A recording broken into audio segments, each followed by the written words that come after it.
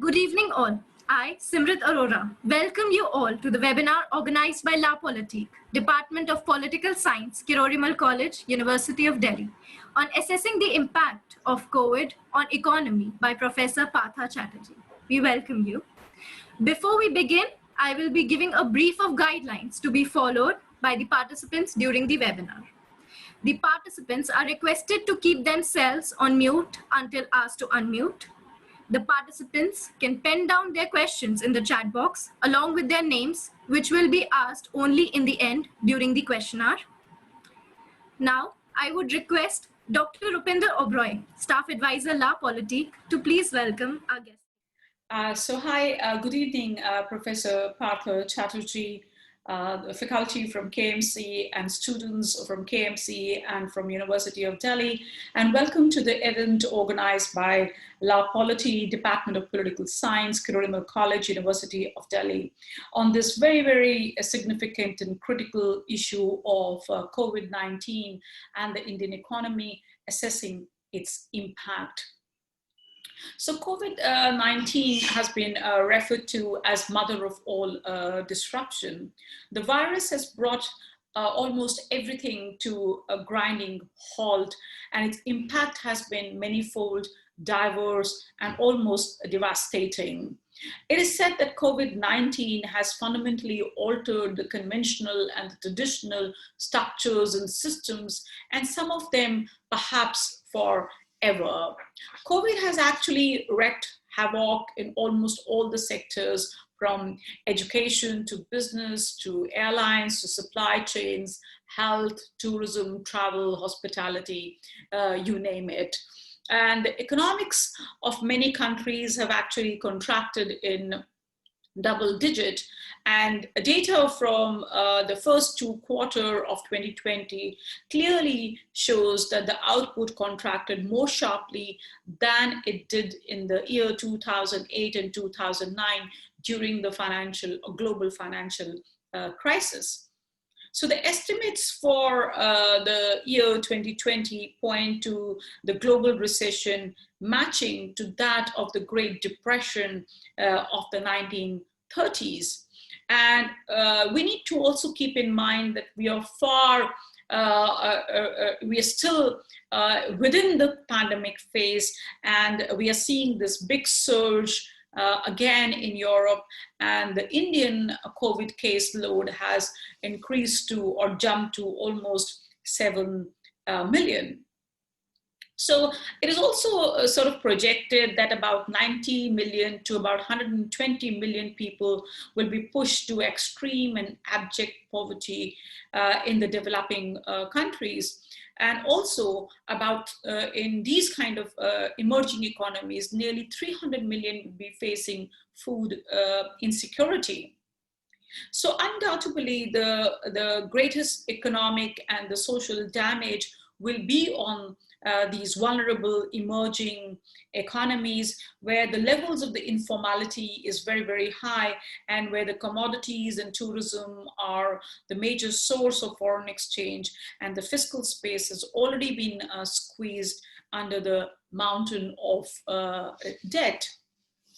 So the reality is that the informal sector of the economy have been worsted, and it's same true for India also, where some estimates say that for the month of April and June, the GDP contraction, if we keep in mind the informal sector, was as high as 35%. Of course, the official figures which were released was about 23.9% contraction of the GDP, which is enormous, which is huge. So the lockdown cost also nearly 10 million migrant workers their jobs, and they left cities, and many of them actually made this grueling journey back to their villages and hometowns of Bihar and UP. And now they face another ordeal of trying to get back to the cities to find new jobs in cities like Delhi and Mumbai. Coupled with this, the very sort of muted response brutally exposed the existing vulnerabilities of the Indian economy. The International Monetary Fund, in its recent World Economic Outlook report, which was released just about 10 days back, significantly downgrades the Indian economic or fiscal growth to minus 10.3%. However, IMF also sort of says that Indian economic growth is likely to jump back to 8.8% by the year 2021. But that certainly sort of needs a greater ramped up and synchronization by policy makers and formulators and policy executors. So India, like rest of the world, is facing this acute Caesar's effect of decreasing tax revenues due to the subdued economic activity and rising expenditure due to the higher demand for health and social protection in the wake of COVID-19 pandemic. So the forecasters are in fact talking of different shapes of recovery. Some are saying that we're going to have V-shaped recovery. RBI governor is talking about W-shaped recovery. Some have invented this K-shaped recovery for India, and some are sort of forecasting U-shaped recovery with a wider base. So clearly the economy is sort of mired with this sort of alphabet soup, and no one really accurately knows what shape it is going to take in next 1 or 2 years. So certainly the government sort of needs to do more in the conditions, and because if we just have to compare data, the India's pandemic assistance amounted to just about 1% of the GDP. And when we compare it to the US package for the month of March, which was sort of nearly 10% of the GDP. So what I believe is the primary focus of the fiscal stimulus has to be on the informal sector, on the micro and the small and the medium-sized self-employed and the casual workers that have been worst hit during the lockdown and during the subsequent disruptions. So to decode and provide us perspective about the health of the Indian economy, we have with us Professor Partha Chatterjee. Dr. Chatterjee is a professor of economics and Dean International Partnership of Shiv at Shiv Nadar University. He is the head of the Department of Economics, and as Dean International Partnership, he's responsible for developing the university's global strategy and implementation of international partnership and strategic engagement across the world. As the first head of the economics department, he has built the department, which is now established as one of the premier economics department in the country. Professor Chatterjee did his PhD from University of Minnesota, USA, and Dr. Chatterjee's research interests are broadly in the domain of macroeconomics, international economics, issues related to emerging economies. And he completed his MPhil in economics from Indira Gandhi Institute of Development and Research, Mumbai, and MSc and BSc from Jadavpur University. Previously, Dr. Chatterjee was a faculty member at NUS Business School, National University of Singapore, and Faculty of Management Studies, University of Delhi, India. He also has a keen interest in the issues related to higher education, particularly in India, and is a member of CII, Higher Education Council. So very warm welcome to Professor Partha Chatterjee, and looking forward to hearing from you your perspective about the significant issue which is impacting us all, that is, what is the state of or the health of the Indian economy during the COVID-19 period. So over to you, Professor Partha Chatterjee. Thanks a lot. Thank you so much, Dr. Oberoi, for that context setting as well as the introduction. I appreciate that. I'm very happy to be here today to be able to be with you, even though not physically, but at least virtually, that we can have this conversation and this dialogue. And thank you again for inviting me to do this. I appreciate that. I have a short presentation. The objective of the presentation is not get into too much of details of things, but to lay out, some of the facts and some of the. So what I'll do is I'll just go through some of the things and talk about, just so that you have the context, because I was talking to Pankuri in the morning and I understood that there are lots of questions, and that's how I would like to do, interact a lot more rather than this being a one-way lecture of sorts, right? So let me just go through the slides. It's just about 10 slides, and then I can take a lot of questions from you, and then we can discuss and get into depths of certain things, okay? So just to remind you, let's look at the timeline first. Yeah? So I don't think this needs reminding. We are living through this even now, and the last 6-7 months, I don't think anyone can forget for a long, long time. But what I wanted to remind you is, first of all, I mean, this coronavirus actually started last year, 2019, right? So that's why it's COVID-19 from China, and then it spread across the globe. In India, the first reported case was January 30th, right, in Kerala. Then there were only 1 or 2 cases at that point in time, or at least recorded cases at that point of time. And then it looked like it was starting to spread. We had our first case in Delhi in early March, and people were getting infected right across the country. And then on March 25th, the government, Prime Minister of India, announced that there will be a national lockdown. So March 25th was the day when there was a national lockdown. And this national lockdown was truly a lockdown in every sense, where all kinds of activities and even movement was completely restricted. Then over the next few months, couple of months, a little more than 2 months, we were under the same condition. The lockdown was extended twice, and eventually in June 1st, the economy started the unlockdown, what is being called as the unlockdown process. And unlockdown process is still going on. Progressively, we have opened up the economic activities. We have allowed different kinds of things, the latest being the movie theaters being opened and all, right? So this process is still continuing. The graph, what you look at is the daily infection rate, right? That number of infections per day.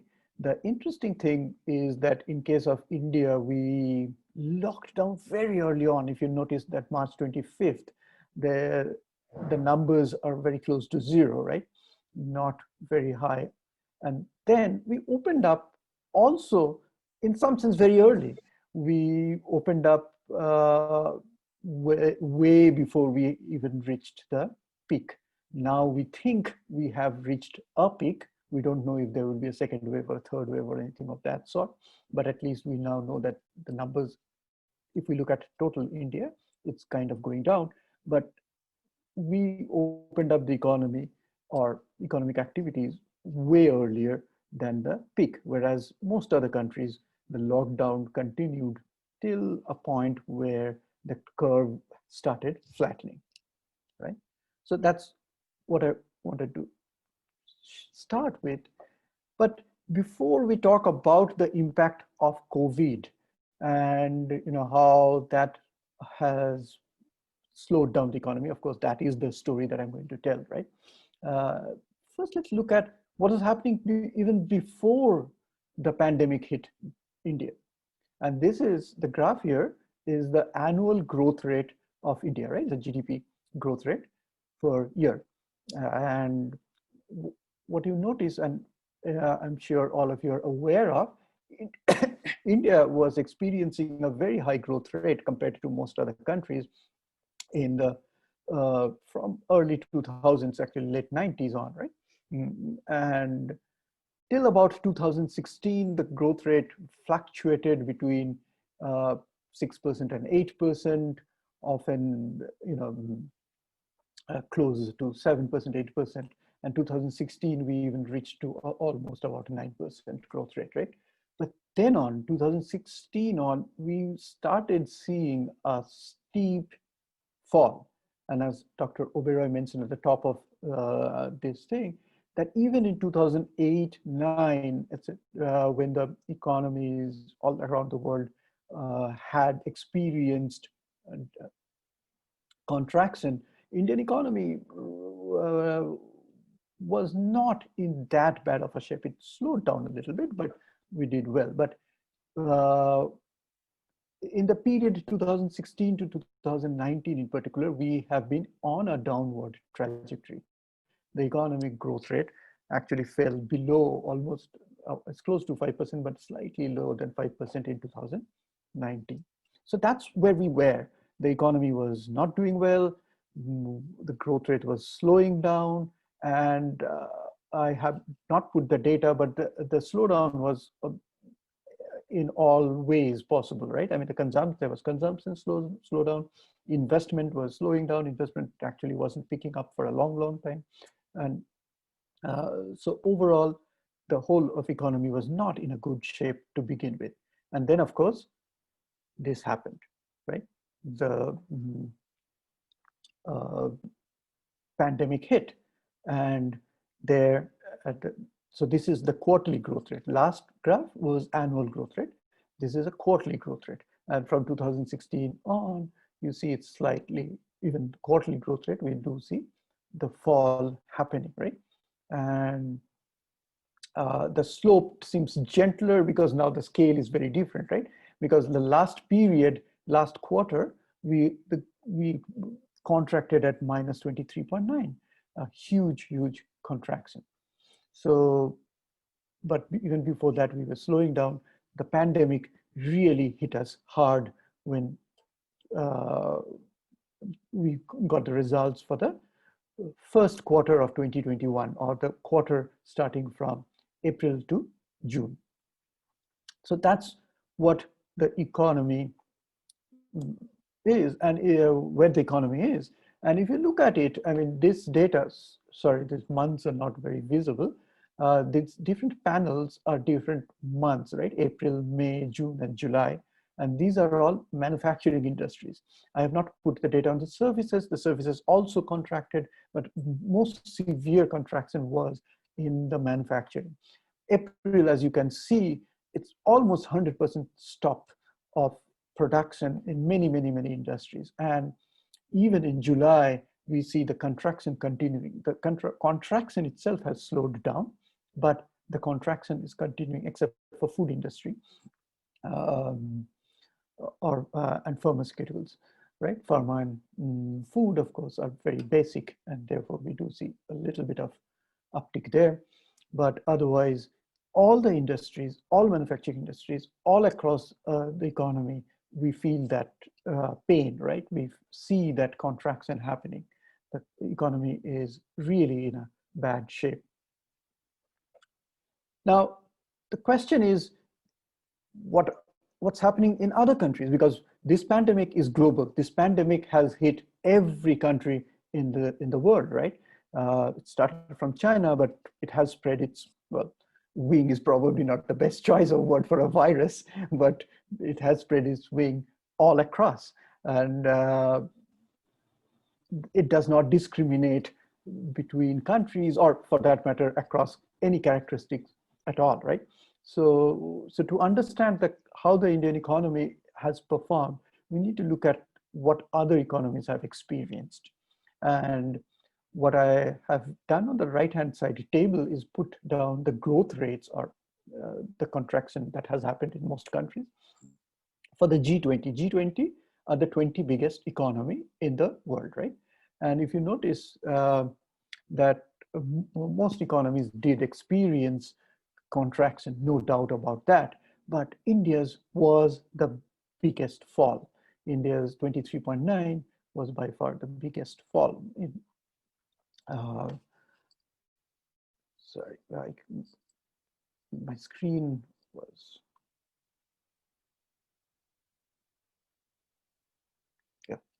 So, so if you see, uh, you know, Argentina, starting from Argentina to US, among the country that experienced the closest fall in growth rate was probably UK, which is 21%.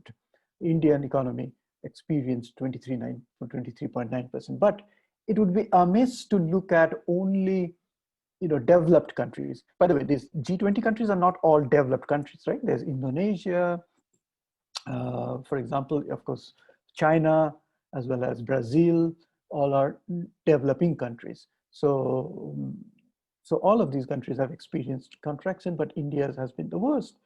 What about other emerging economies? Indian economy, in some sense, is similar to some of these emerging economies, right? So we look at Malaysia, it's contracted by a lot, but still far lower than India's 17.1%, Thailand 12.2%, Indonesia 5.4%, and Vietnam, that has been astonishing in how they have managed this crisis. They have actually managed to grow. They managed to grow by 0.4%. The reason why it's good to look at this data is to understand that, that it is not forgiven that the economy will perform as badly as India's did. So the question, and that's where I'll spend the next few minutes before I open it up for questions and talk about things, is to why was the Indian economy hit so badly compared to practically any other economy? And for that, we need to look at a bunch of reasons. It's a combination of the structure of the Indian economy and the policy missteps. As I pointed out at the very beginning, the Indian economy was weak to begin with. Indian economy was struggling, and it's not entirely coincidental that 2016 was also the year for demonetization, right? And we have seen the Indian economy unable to pick up the growth as it has done in the earlier years. In here, by the way, incidentally, I point out that the high growth experience is not common, right? There are not a lot of countries which have made it to the high income group. It's only few, of course, other than Western Europe and US and North American, like Canada, which post-industrial revolution, their transition from low income to high income happened. But in the last 50 to 70 years, if you look at, it's a handful of countries, starting from Japan, and then some Asian countries like South Korea, and some island countries like Singapore and Taiwan, and so on, right? There are hardly any other countries which have made it to the rich list or developed list. China is nowhere there, but China is far higher in terms of their income than India. So the point here is that we in India in particular, we really need to grow fast, and we really need to grow fast for a really long time to make it to a developed stage, particularly because we are undergoing a demographic transition. Right now, we have a huge base of young people, and that's where we can do a lot of economic activity. We can really push up the economic engine, right? And therefore, this kind of a slowdown makes it harder for India to attain that developed economy status within the next 30 years or so, by which we will transition to a not so young country anymore. So that context is also very important, even though it's a much longer term context, but we need to keep that in mind, right? So the reason why Indian economy performed very, very badly, it was, to begin with, was not doing well. There were things that were not, in shape. Things were going wrong for the economy in many fronts already. And therefore, all that happened after that was the trigger that pandemic, this COVID-19 initiated, made the economy slide even further to the abyss, right? The next thing, again, we all are aware of it, is there's a high degree of informality in the economy and large share of MSMEs, right? The Indian economy has about the MSMEs, the small and medium-sized enterprises, they contribute about 28% of India's GDP, and they employ about 12 crores of people, right? And that's about, again, 28, 29% of the total number of people who are employed. So the kind of policies that we need to do and the way the shocks hit this particular sector is very different, and we need to keep that in mind. Now, that again does not take away from other economies, particularly Vietnam.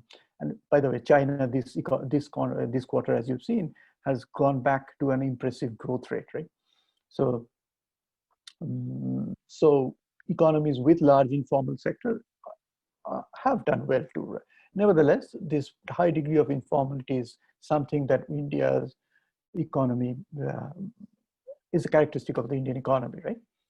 The last thing is what we calculated was the work from home capability. When the pandemic hit, of course, like I'm doing now, working from home, right? Many of us tried to move things back, and practically every company, every firm wanted to do. What they wanted to do was to move work from outside their campuses and allow people to work from home. So what we did is we found out which of the professions are, which of the professions it's possible to work from home. And then we looked at each industry, each sector, to figure out which of these sectors can continue their output, whether it's services or manufacturing, from home. And we gave a score to each industry. So 0.7, for example, means that more than 70% of their work can happen from outside their premises, outside a particular location, from any place in the world, right? And therefore, that company would be very least impacted by the shock. And for India, what we found was, if you look at companies which have scored greater than 0.7, I've been very generous here, right? 0.7, 0.8 is even lower. You have only 1% of the people employed by these industries. Even if we go down to saying that, okay, about 0.4, so 40% of their workforce can work from home, right? It's even then, it's 15, 16%. And 84% of the people are employed by industries where practically, work has to happen from within the premises or within particular location, because only 40% of their work can be outsourced in the sense it can happen outside their location. So in India, we had very little capability to move work outside particular locations and work in a very distributed way. That really impacted us a lot. That shows up here. But one of the biggest thing that happened for the Indian economy is the fact that we were unable to control the infection. Our infection, and you can see the one with the highest peak, that's India, right? So the infections, number of infections continued to go up for a really long time. The red one there is the US, which is among the other very worst hit in terms of the pandemic, right? Even they managed to slow down their infection rate, but India did not. But look at those countries which have really managed to control the infection rate. We have the red line at the bottom, it's Vietnam. Again, if you have not looked up at what Vietnam is doing, you should. They're doing amazing things, right? And by the way, density in Vietnam, if you look at population density, it's close to what India's is, right? So it's not about that India is very dense and these countries are not. Bangladesh, again, was in the news very recently with IMF projecting that India's per capita GDP will fall below that of Bangladesh. And if you look at how Bangladesh has managed, it's done remarkably well. And their economy has therefore done remarkably well, right? Bangladesh's population density is 3 times that of India's, right? So it's not only about density that we're talking about. Italy was very hard hit at the very beginning, but soon they got a grip of the situation and managed to flatten out the curve very rapidly. And we have seen them performing very well. Of course, right now in Europe, as you see at the very end, it's again going up. Europe is seeing a second surge, and we'll see how that shapes things up, right? So one of the things that we have not been able to do is manage the spread of the coronavirus to a large extent, right? Then we have to go back also to look at what did lockdown do and was that effective, right? And if you go back to the graph that I showed at the very beginning, let me very quickly go up. We actually started the national lockdown way too early in some sense. And also, it was a very severe lockdown across the country, right?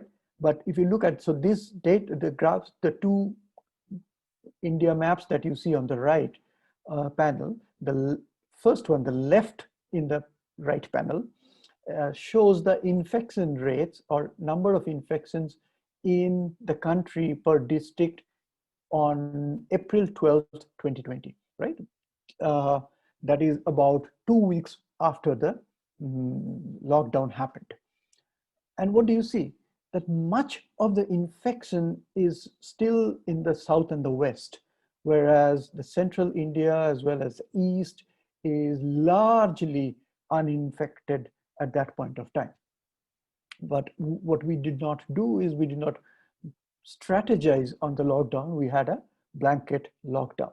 Of course, there's a limit to which, if we, for example, if we did stagger the lockdown, it might have helped, but there's certain limit to what it would have helped, because the right-hand side is what we call, what we have is the data from satellites on night lights.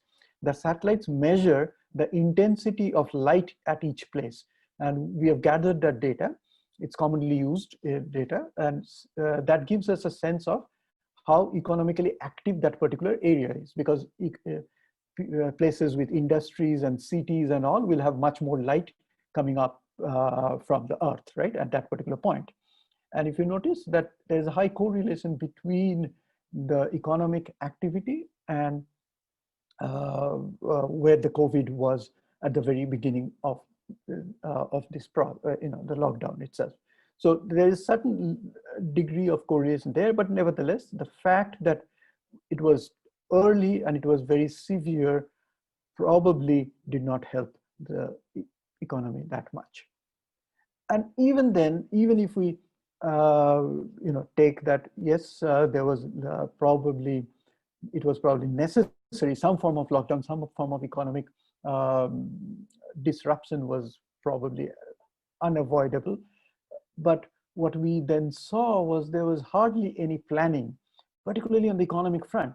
I mean, the whole idea of the lockdown was to slow down the spread, number one, and second, also to allow the healthcare system to put things in place so that it's not overwhelmed. There are elements on that front, the healthcare system. Many states did respond well. Kerala at the very beginning did respond, for example, well to that. So the states, the health is a state subject at the end of the day, and the states did respond. But if you look at, in terms of thinking about the economy, there wasn't any thought given to it. And of course, the uh, uh, the migrant workers felt the brunt of it, but all of economic activity was suffering. And if you go back and think about what I said about small industries and informality, that meant the shock was very, very severe. And also, this will have a repercussion down the line in terms of how fast we can recover, right? And the fact that we did not manage this well will haunt us for a bit, will haunt us for a long time. Then what about government support, right? The government support also was late and it continues to be inadequate. What the government has been doing is the government has been practically trying to give loans, right? I mean, the government, the main way the government is trying to impact the economy, particularly the industries, manufacturing as well as services, is saying that, okay, we'll provide loan, we'll provide you, cheaper loans than it was possible earlier. We will give you those kind of resources. And in some sense, they're probably dictated by their experience in 2007, 2008, and other crises, right? Even 1997, 98, when the Asian financial crisis hit the rest of Asia very hard, India did not. And in such kind of crisis, whether it's essentially a financial crisis, cheap loans and liquidity in the economy does help. But in this case, the government probably failed to recognize that the decision that the firms, that the manufacturing firms as well as different services firms, etc., have to take is not necessarily about how much they want loans, but whether a very much more fundamental question as whether we really want to continue business or not. It's a question of existence and not liquidity. And the government has practically done nothing to help firms survive, because unless they survive, they cannot continue. And again, this will have a long-term implication in terms of how fast India can recover and in what shape it recovers, particularly in terms of competition and the structure of the economy. We have witnessed a large-scale closure of firms. In fact, all kinds of data. One particular data, for example, is how many firms had requested disconnection of their electricity connections, right? And it has been a large spurt of that. It's simply because the demand side of the economy has collapsed, and that was expected, right? And the government did nothing to support that loss, and therefore these firms have simply closed shop, and it's not clear how many of them will get back. So that's where the economy is, and that's where I will also stop, because the next part is what now? And that is, a far harder question, much more harder question. And there are some thoughts and insights that I have, but I do not have a silver bullet. Nobody has a silver bullet. This is very unprecedented situation.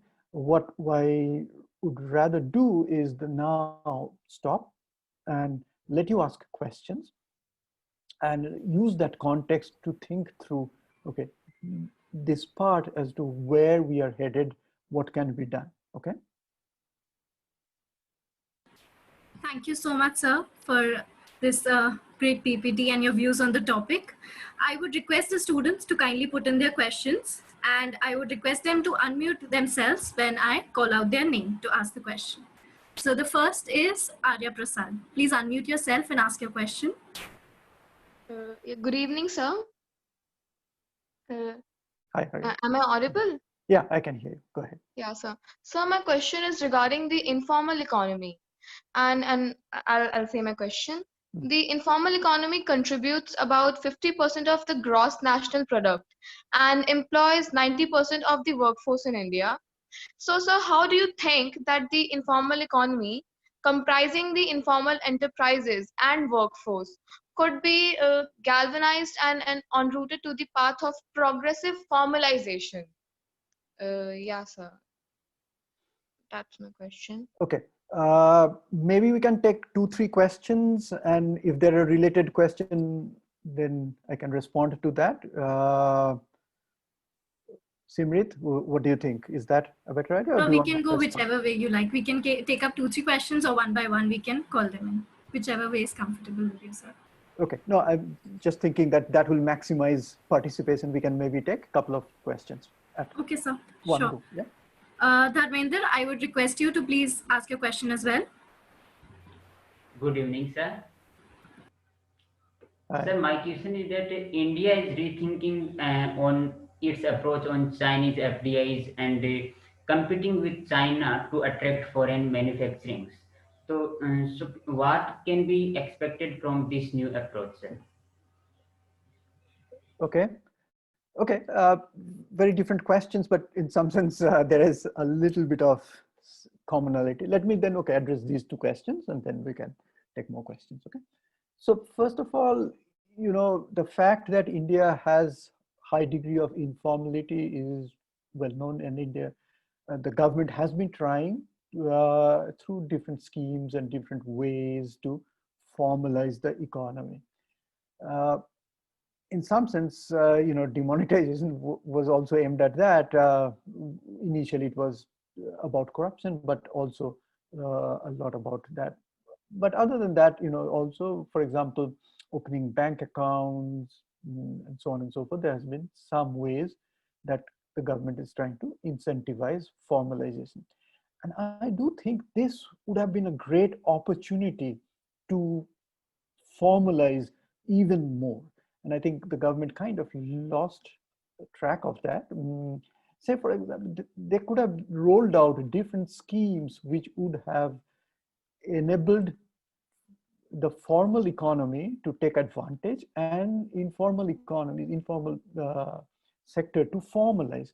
For example, they could have said, okay, all registered firms, we will pay 1/4 of your wage bill for 3 months, half of your wage bill. Some countries have done that, right? For example, Germany has done that, where they have subsidized wage bills. And these kind of schemes and incentives. See, at the end of the day, you have to understand why would a firm want to choose to be formal versus informal, right? When they think that the gains from being formal would be greater than the gains from being informal. Right now, it's complicated to become formal. It's also difficult in terms of the paperwork and so on and so forth. But if these kind of incentives are given, then we can probably see much more firms migrating to becoming a formal thing. That also relates to Dharmender, your question, in the sense that can we attract foreign investment, particularly FDI, to India, and maybe in manufacturing, because Indian government has been trying to do that, right? I mean, for example, Make in India and then Atmanirbhar India, maybe Atmanirbhar Bharat. Maybe we can talk about these two at a little later stage.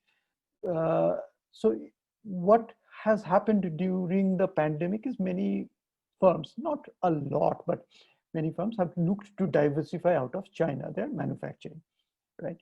And India was hoping to take advantage of that. But given India's competitiveness as well as different other factors, India did not see much traction there. And if you look at Vietnam and even Bangladesh, they have managed to do that. They have managed to attract FDI in manufacturing. In fact, Vietnam has a policy called China +1, and they have rolled out different schemes to attract companies which were in China to come to Vietnam. It did help that Vietnam is a neighboring country of China, and culturally they are similar to a certain extent.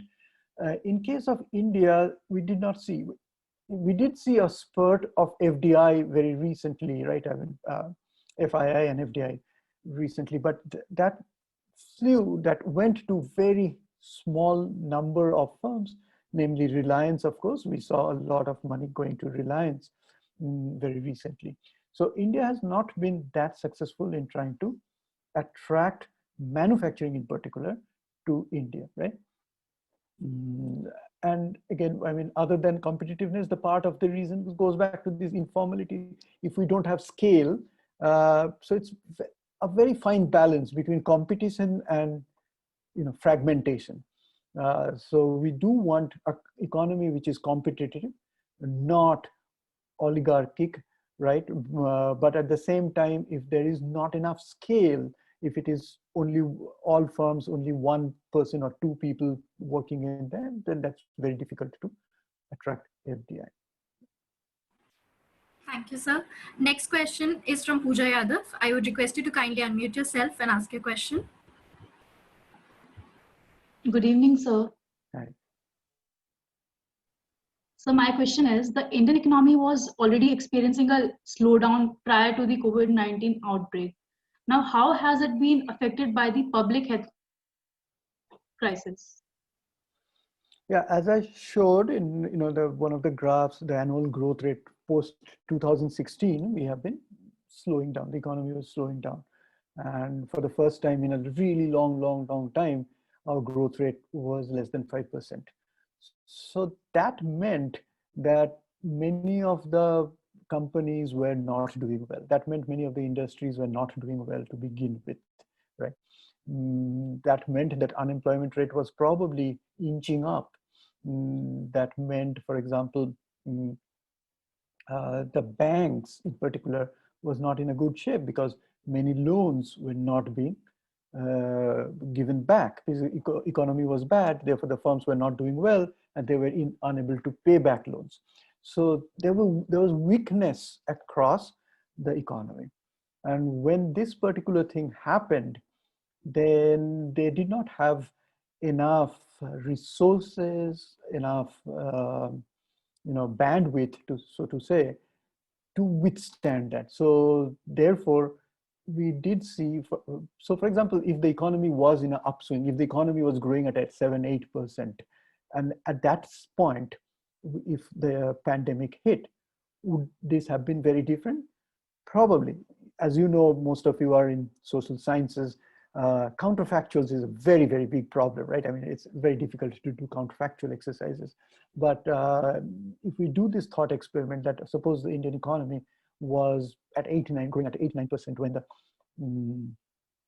pandemic hit, then how different things would have been, right? Then probably the firms all across would have had much more resilience to withstand that, right? Whereas when the economy was growing at about 4-5% and even slowing down even further, right?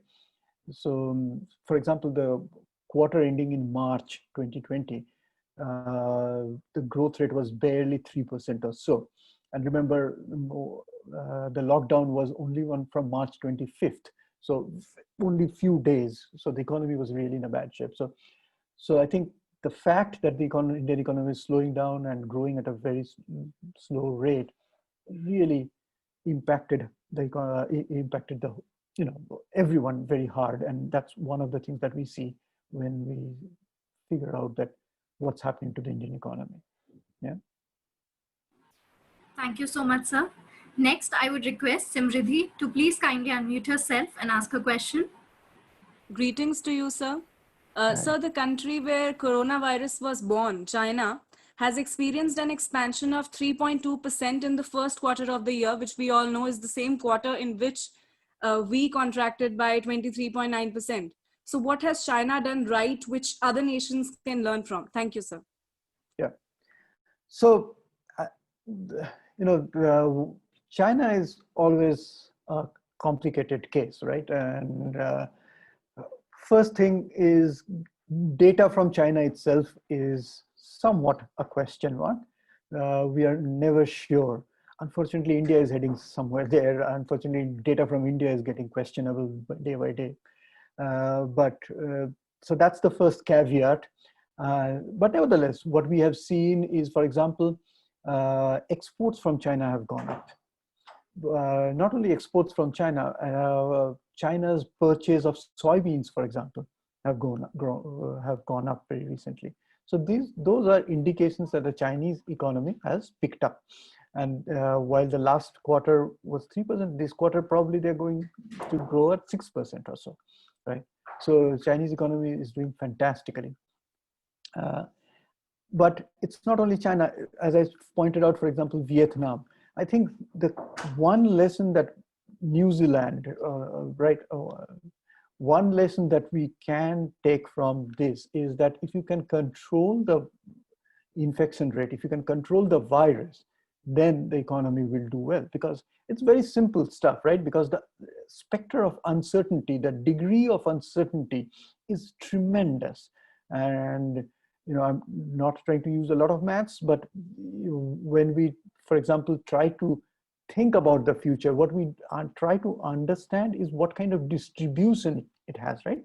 That, okay, can the growth rate be between 3% or 10%? If that is the case, then we can form some expectations. But if the growth rate can be minus 20% to 10%, then it's very difficult to say where we are headed next, right?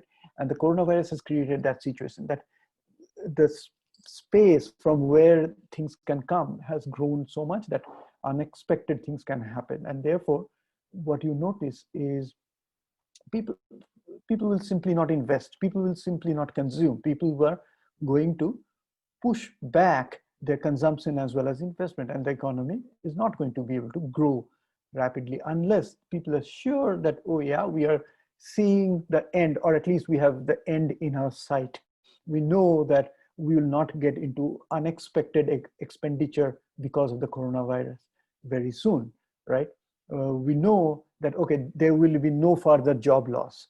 Those kind of situations, if those kind of situations do not happen, then people will not consume. People will just simply keep their money with themselves. So consumption. Similarly, investment, and that will take a much longer time to pick up, because demand is not going to pick up because of the coronavirus thing, right?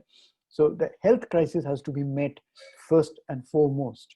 I think that is the lesson that we see, we understand when we look at countries which have managed to control the coronavirus better than the other countries.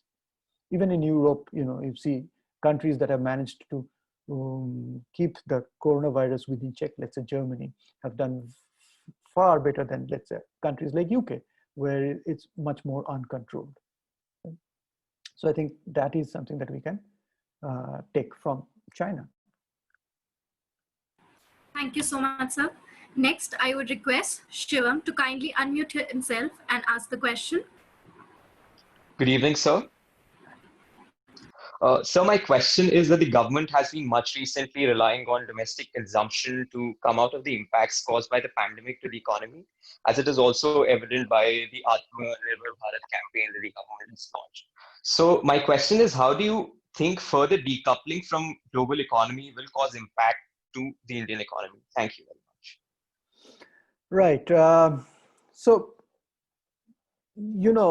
India is no stranger to these kind of policies, right?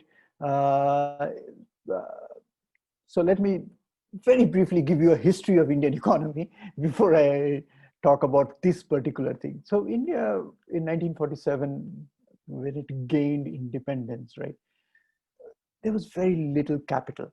India did not have much capital, not many high industries like steel industries and so on and so forth. They were limited in numbers. Even milk production, for example, was very limited, right? So Indian economy structure was something like that. So and of course, we are getting out of 200 years of experience of rule by the British. So there was skepticism about the rest of the world. Coupled with that, news coming out from USSR, even under Stalin at that point of time, right, is that they're doing fantastically well. Now we know that it wasn't the case, right? But nevertheless, there was this perception that the countries that are very inward looking in some sense, but also heavily investing in just heavy industries and things like that, we're doing fantastically well. So India adopted a much more inward-looking policy, and that was called an import substitution policy. So investments were made into areas where we were investing. Now, a fundamental thing about economics is this idea of comparative advantage. The comparative advantage says that you can't be good at everything. Or maybe you are, but for most people, it's true. Then what you should do, you should focus and concentrate on things that you're good and trade with others, right? So we do that individually. For example, I'm a professor. I don't stitch my own clothes, right? I teach, I do my research, and I get some salary, and I use that to buy my clothes, my shoes, my food. I don't grow my food, right? Somebody who's really good at growing food grows the food. So that is the specialization that happens, right? Whereas when we think about import substitution, we are trying to basically say that we have to be good at everything, even things that we can't do well, right? If I had to grow my own food, then probably I will not have any time to do my research or teach or anything of that sort, right?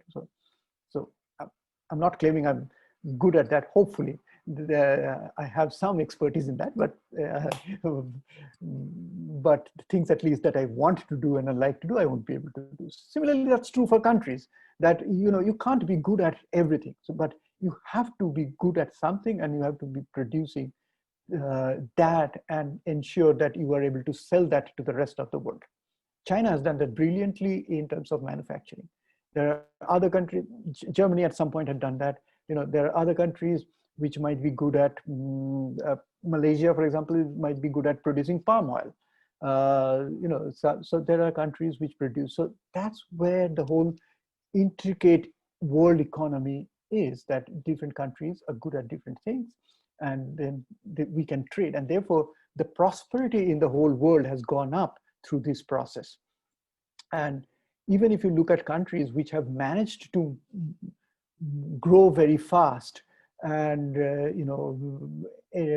get their incomes level high up, let's say, I mean China of course, but let's say South Korea, Taiwan, Japan, what they have done is they have specialized and exported and traded.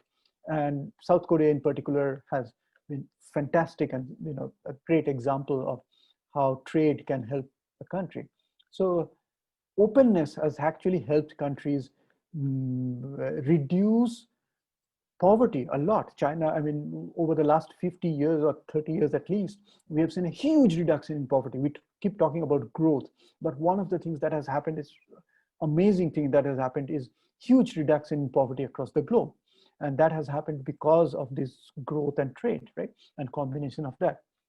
So now, if we say that, okay, we are a very poor economy, right? I mean, we are still at a level where we have huge poverty, where our income levels are not anywhere close to a developed country status. And at that point, if we want to simply close down and focus inwards, it might actually be counterproductive.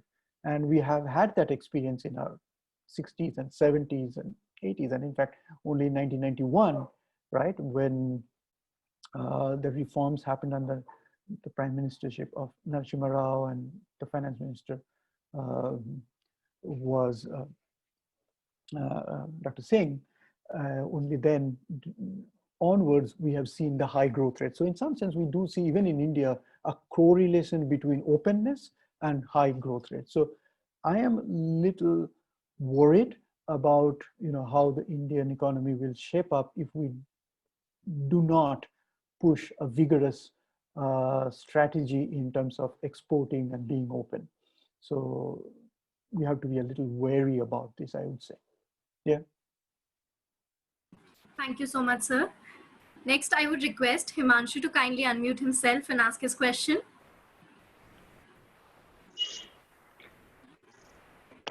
Good evening, sir.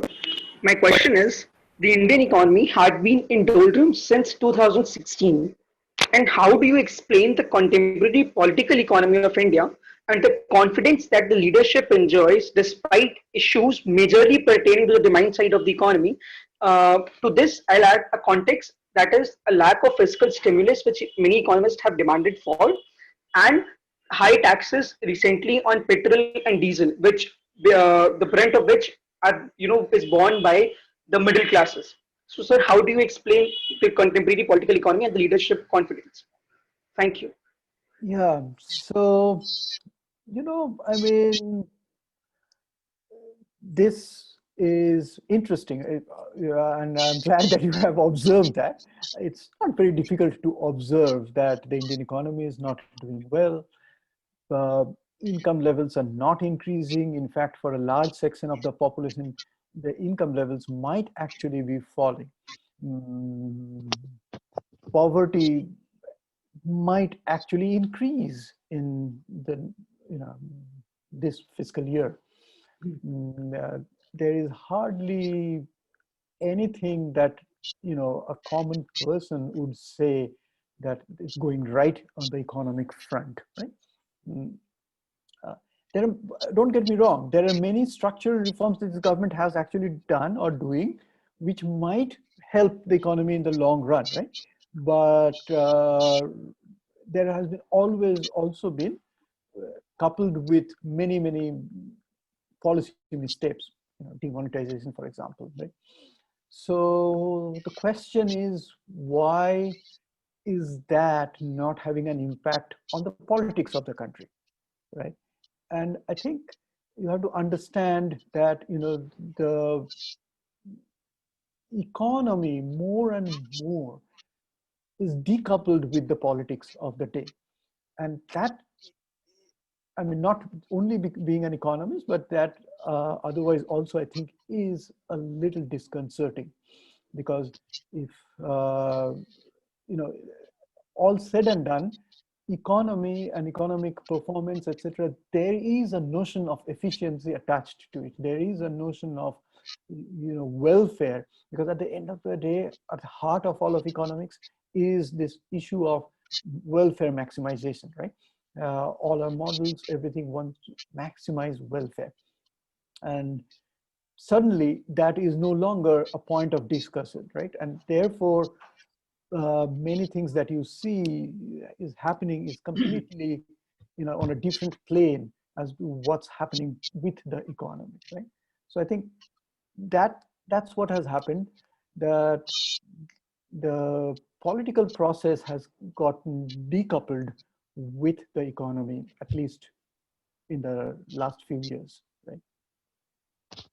Can I ask you a question, Professor Chatterjee? I am Rupak Dattagupta. I Sure. teach in the college. I'm sorry, Simrit. I think I'm taking No advantage problem, of sir. you. Please. Okay. No, I'm just have to say very simple thing. You see, I mean, all said and done, this concept of Atma Nirbharta. Now you have talked about, our policies have been very inward looking. And is this also something which is, talking about, it's giving a sense of that we are Atmani, we don't have to, do anything. We don't have to have any truck with anybody else. We can develop ourselves. So, I mean, will it contribute or will it, aggravate the situation more if we talk in these kind of, slogans? Yeah, no, Yeah. as I mentioned, I've studied, growth experiences of countries, right, which have experienced. So as I said, I mean, not many countries have experienced high growth rates. If you look at the history of humanity, right, human race did not experience growth till the Industrial Revolution, right? And post-Industrial Revolution, the growth rate has been about 2-3%. Only post-World War II have we seen some countries, the reconstruction in Europe led to some European countries experience high growth rate for a few years. But Japan, in that sense, is the first country which for decades have experienced growth rates above 5%. It was 5-6% for. And thereafter, some of these Asian countries, right? So very handful set of countries. And practically all of these countries gained a lot from globalization, gained a lot from, their relationships with the outside world. And to my knowledge at least, there is no example of a country which is closed, which is delinked with the global order, both economy and otherwise also, which has managed to experience a high growth rate, which has managed to push people out of poverty, which has managed to improve the life quality of people. And that's the reason why I think this slogan, if you want to call it a slogan or a policy, where we would try to see, if we can, in some sense, cover ourselves in a shell and work towards prosperity, is not going to be easy. India has been an exception to many, many examples, of course, but I'm not sure that that is the right path for the country at this stage, where India has a huge young population. India is, if you look at the demographic structure of India, India has much more young population than any other country, of course, by sheer number, but also as a ratio of young population to the older generation. Or so basically, if we look at age group between 18 to 65, which is the working age in some sense, or 21 to 65, the ratio of that to the rest of the population, India is very, in a favorable zone. So we can actually do a lot. We can, question is, can we manufacture for the world? Maybe or maybe not. But we have strengths in other areas maybe. And I think just delinking the economy from the rest of the world right now may actually become a problem for the young population. I don't know if that answered your question. Yeah, thank you. Thank you so much, sir. Now, due to a shortage of time, we'll wrap our last question. Umang, I would request you to kindly unmute yourself and ask your question.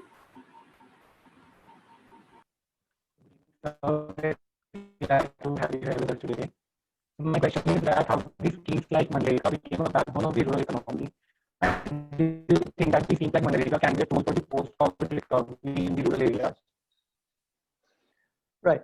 So Manrega, the scheme was envisioned earlier to help. It's kind of an unemployment insurance, right?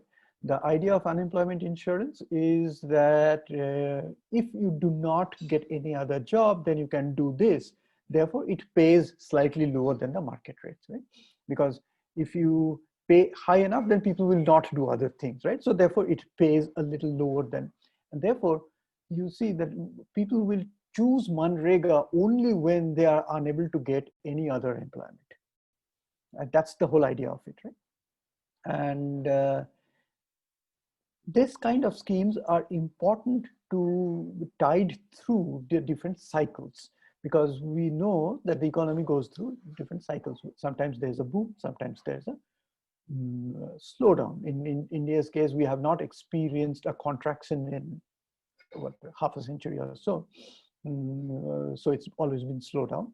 So when unemployment goes up, people then take up these Manrega scheme.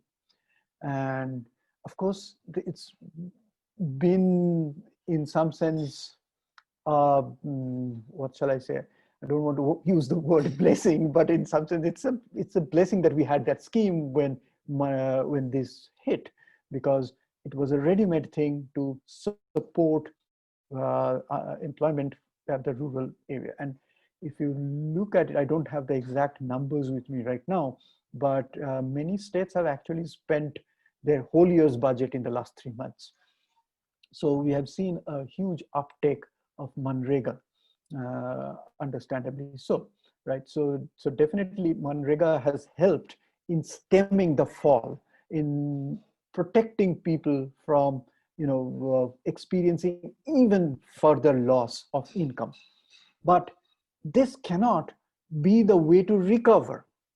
This can give you lower bound in some sense, but it cannot help you to recover. For recovery, we really need employment generation. We really need sectors to pick up production, and that will not happen till demand goes up. So we need essentially, in some sense, a demand regeneration of sorts. Because this crisis, one has to understand, this crisis is very different.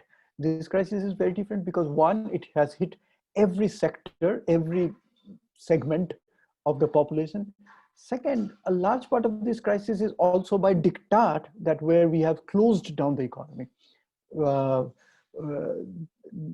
and even without diktat, because of the disease being, the nature of the disease being such that mobility has been impaired, right? And therefore, it is something where the markets, so in economy, we always talk about markets. Markets are hypothetical markets, not the market down the street where I buy my groceries or vegetables, right? I mean, the labor market or those kind of markets have been closed down. And therefore, Manrega can, in some sense, give a cushion.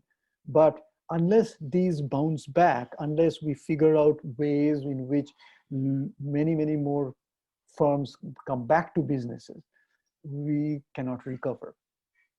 Yeah. Thank you so much, sir. Now I would request our department president, Pankri, to please kindly give the vote of thanks. Thank you, Simrat. Am I audible? Yes. Yeah.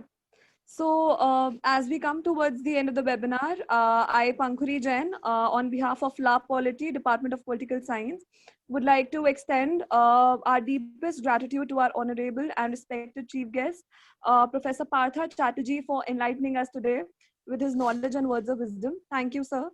And also I would like to thank the staff advisor, La Polity, Dr. Rupinder Oberoi, and all the department professors for joining us today.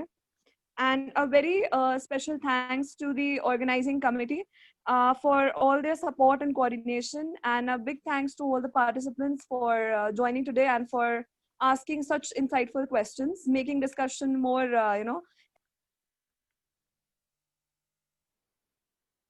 Also, once again, I thank Professor Partha sir. We are all inspired by your great words. Thanks again. Thank you so much. And once again, I appreciate you organizing this, and I really enjoyed having this conversation. Thank you so much.